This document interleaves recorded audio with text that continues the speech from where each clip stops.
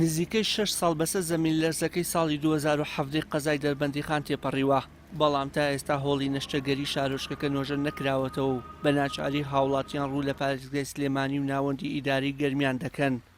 تا ئەوەی چارەسەرە پزیشکیەکان وەربگرن.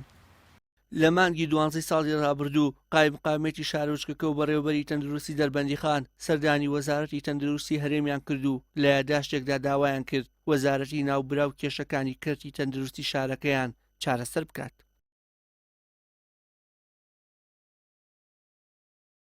بە تایبەتی هۆڵی نەشتەرگەری و شوێنی مانەوەی دکتۆر ئێمە لە ماوەکانی ڕابردوودا هەوڵێکی زۆر و بە دوچوونێکی زۆرمان کردووە بۆ ئەوەی دووبارە دەرخسەیەکی تایبەت بە نۆژەنکردنەوەی هۆڵی نەشتەرگەری و هەم شوێنی مانەوەی دکتۆر ئەوە لە ماوەی ڕابردوودا لەگەڵ بەڕێوەبەری تەندروستی دەربەندیخان سەردانی وەزارەتی تەندروستیمان کرد لە هەولێر و بە سوپاسەوە بەڕێز جەنابی وەزیر بەڵێنیدا بە زووترین کات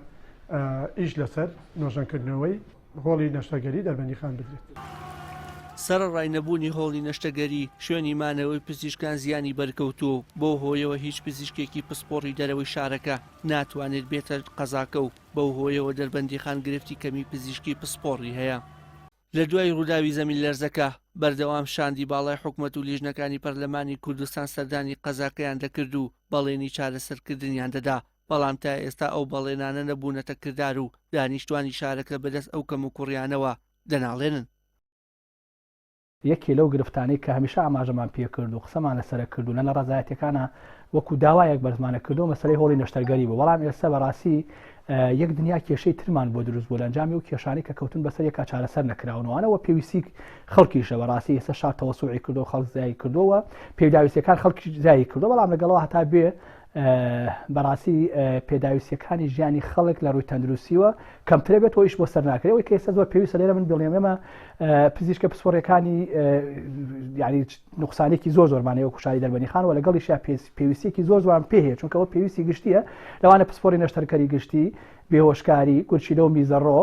پسپۆڕی خوێن. ژمارەی دانیشتوانی شاری دەربەندیخان زیاترە لە 60,000 کەس و لە بەشێکی زۆری خزمەتگوزاریە پزیشکەکان بێبەشن.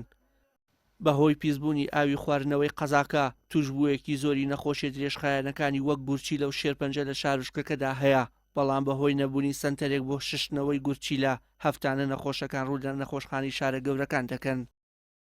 لە کاتی گرێبەستی هاوسەرگیریدا و بە مەبەستی پشکنینی خوێن بە هەمان شێوە بە ناچاری دانیشتوانی شارەکە قەزاکە بۆ ناوەندی شارە گەورەکان بەجێ دەهێڵن و ناتوانن لە کەرتی تەندروستی شارەکەیان سودمەند بن.